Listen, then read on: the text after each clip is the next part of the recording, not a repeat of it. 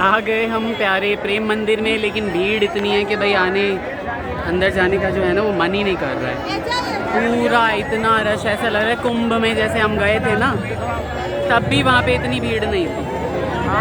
चुके हैं हम सुंदर प्रेम मंदिर, जहाँ पे आपको भांति भांति की लाइटिंग्स होती हुई दिखेंगी और बहुत ही ज़्यादा सुंदर नज़ारा दिखेगा हर तरफ। इतना ही अद्भुत और सुंदर नज़ारा है कि मैं आपको बता नहीं सकता। आपको दिखाता हूँ सब कुछ। भांति भांति के रंग बदलता हुआ ये सुंदर सा अद्भुत कलाकृति वाला मंदिर आपको हमेशा ही आकर्षित करेगा। आज संडे है, यहाँ पे इतनी भीड़ है ना, मुझे ये सिक्योरिटी भी कॉम्प्रोमाइज़ हो रखी है यहाँ पे, क्योंकि आप कितना ही चेक करेंगे इतनी सारी भीड़ में। ये तो हो ही नहीं सकता कि इतनी सारी भीड़ में आप सबको चेक कर लें।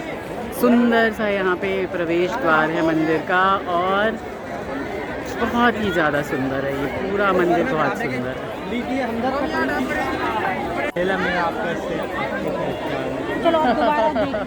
सही, बिल्कुल सही कह रहे हैं आप। अब देखिए कितना ही ज़्यादा सुंदर दृश्य। यहाँ पे नागनथैया जो हैं कालिया के फन पे बैठे हुए हैं, और उनको यमुना जी में विष छोड़ने का दंड दे रहे हैं, और उनको उनके जितने भी फन है ना उन सबको उन्होंने बांध दिया है, नाथ दिया है। तो मेरे नागनाथ बहुत ही ज़्यादा सुंदर लग रहे हैं यहाँ पे। पूरा ही मंदिर बहुत ही अद्भुत है और बहुत अद्भुत नज़ारा पेश करता है। तो ये नहीं हूँ, ये दिखाने के लिए मैं यहाँ पे आया हूँ आपके पास। बहुत ही ज़्यादा सुंदर, बहुत सुंदर मंदिर है, बहुत सुंदर, बहुत ही सुंदर। मेरे कान्हा जी यहाँ पे नाग नथैया करते हुए, और नाग के फन से बहुत ही ज़्यादा खून निकल रहा है यहाँ पे, क्योंकि उनकी नथाई हो रही है तो इसलिए। और देखिए आगे दिखाता हूँ, बहुत भीड़ है, आगे जाने का मन ही नहीं है। और ये पूरे जितने भी ग्रामवासी हैं ये सारे कौतूहल के साथ बिल्कुल देख रहे हैं जी कान्हा जी कि किस तरीके से नाग नथैया कर रहे हैं, और यमुना जी बहे जा रहे हैं पीछे। और ये सुंदर प्रेम मंदिर थोड़ा सा और नज़दीक से। प्रेम मंदिर क्योंकि प्रेम का प्रतीक है, राधे कृष्ण, इसीलिए इस मंदिर का नाम शायद प्रेम मंदिर रखा गया। और ये प्रेम मंदिर के पीछे का नज़ारा, शिखर से लेके पूरा प्रेम मंदिर कितना सुंदर लग रहा है। देखिए मंदिर के पार्श्व भाग में कान्हा जी अपने जितने भी सखा हैं उन सब के साथ अटखेलियाँ करते हुए और गैया चराते हुए। ये देखिए कान्हा जी और बलदाऊ, सुदामा भी हैं और बहुत सारे उनके सखा हैं, और सुंदर सुंदर गैया को वो यहाँ पे चरा रहे हैं। और ऐसा लग रहा है सच में ये गौएँ जो है ना वो कृष्ण जी के पास जा रही है। देखिए कितना ही सुंदर अद्भुत नज़ारा है। श्री कृष्ण अपने बाल सखाओं के साथ यहाँ पे लीला करते हुए, सुंदर अति सुंदर लीला। और यहाँ पे देखिए महारास रचाते हुए कान्हा जी, यहाँ पे महारास रचाते हुए कान्हा जी राधा रानी और उनके पूरी सखियों के संग। बहुत ही सुंदर ये रास का दृश्य है, बहुत सुंदर दृश्य है, इतना मनमोहक मन करता देखते ही रहें।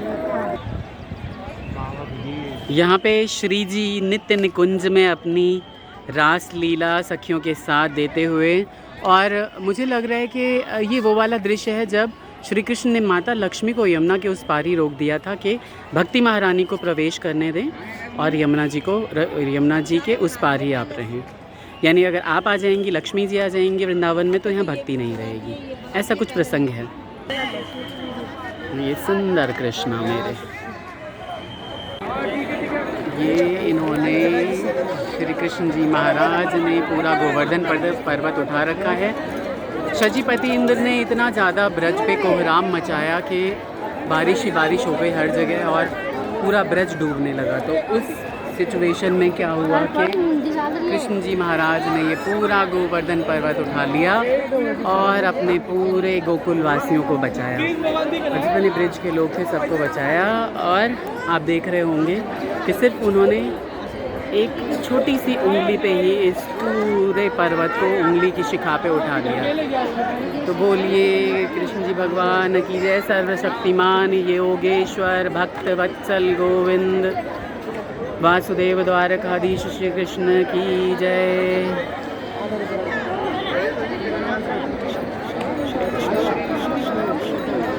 बहुत ही सुंदर दृश्य। यहाँ पे मैंने एक चीज़ नोटिस की कि जितने भी सखा हैं वो सबके सब तो देख रहे हैं, वो हेल्प कर रहे हैं कृष्ण जी की, और गोपियाँ और राधा रानी और बाकी जितनी भी माताएं हैं वो सबके सब बहुत कौतूहलवश देख रही हैं कि इस बालक ने इतना बड़ा सा पर्वत एक छोटे से उंगली पे कैसे उठा लिया, है ना।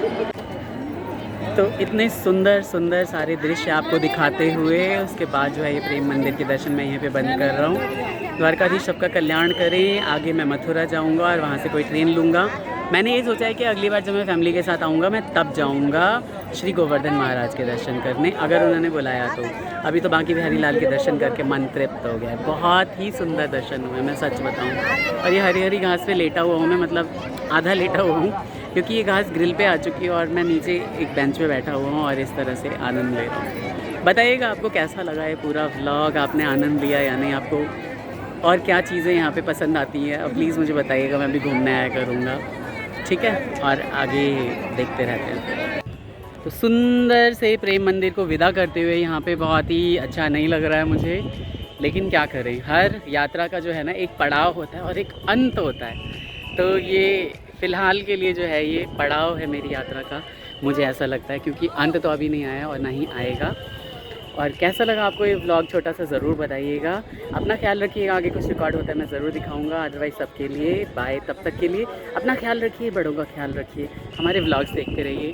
चैनल को प्लीज़ बिना सब्सक्राइब किए मत जाइएगा, कोई पैसे नहीं लगेंगे और हमारा मोरल बढ़ेगा। Thank you so much, subscribe कर लीजिए। Take care, bye bye, Radhe Radhe.